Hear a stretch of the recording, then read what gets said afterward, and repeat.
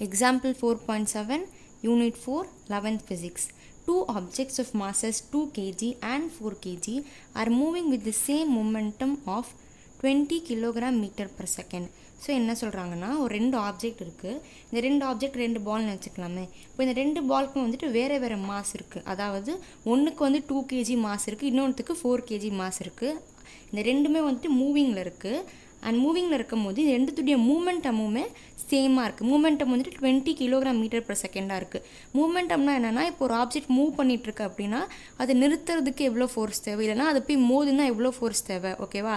அந்த மூவிங் ஸ்டேட்டில் இருக்கும் போது அதோடைய என்ன சொல்கிறது, லைக் ஃபோர்ஸ் என்ன அந்த மாதிரி நாட் எக்ஸாக்ட்லி ஃபோர்ஸ், அது மோதுனா அதோடைய ஃபோர்ஸ் என்னவாக இருக்கும், அதோடைய இம்பாக்ட் என்னவாக இருக்கும் அப்படின்னு லைக் வந்துட்டு அதை எப்படி டிட்டர்மைன் பண்ணுவாங்கன்னா, momentum is equal to mass into velocity. தியரட்டிக்கலாக பார்த்தீங்கன்னா இப்போ நீங்கள் புரிஞ்சுக்கணும் அப்படின்னா, இப்போ ஒரு பெரிய வெஹிக்கிள் இருக்குது. அந்த பெரிய வெஹிக்கிள் வந்துட்டு கம்மி ஸ்பீடில் போயிட்டுருக்கு.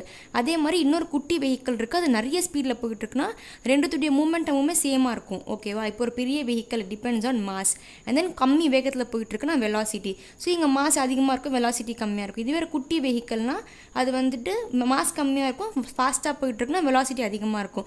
So momentum is based on these two, mass and velocity, ஓகேவா?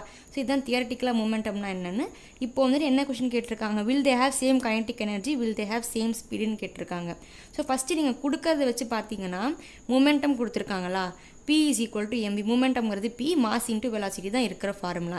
என்ன கொடுத்துருக்காங்கன்னா, ஒரு பாலுக்கு மாஸ் இன்ட்டு வெலாசிட்டி 20 kg, இன்னொன்றுக்குமே வந்துட்டு mass into velocity 20 kg metre per second தான். இங்கே வந்துட்டு மாஸ் மாறுது 2 kg அப்படின்னு, இங்கேயுமே மாஸ் மாறுது 4 kg அப்படின்னு. ஸோ m இஸ் டிஃப்ரெண்ட், ஓகேவா? ஆனால் ஆன்சர் சேமாக இருக்குது. அப்போ என்னவாக இருக்கணும், வியுமே டிஃப்ரெண்ட்டாக தான் இருந்தாகணும், ஓகேவா?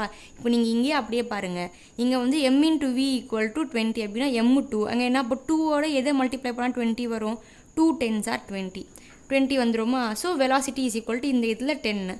இங்கே என்ன வரும், 4 5s are 20 வந்துருமா? லைக் மாஸ் 4னா வெலாசிட்டி என்னவாக இருக்கும், 5ஆக தான் இருக்கும். அப்போ 4 5s are 20 அப்படின்னு வந்துடும். இங்கே தெரிஞ்சு போச்சு இந்த வெலாசிட்டி வேறு அப்படின்னு. மாஸும் வேறு வெலாசிட்டியும் வேறுனா கைனடிக் எனர்ஜியும் வேறு தான். லைக் கைனடிக் எனர்ஜி ஃபார்முலா என்ன, மாஸ் அண்ட் வெலாசிட்டி தான்.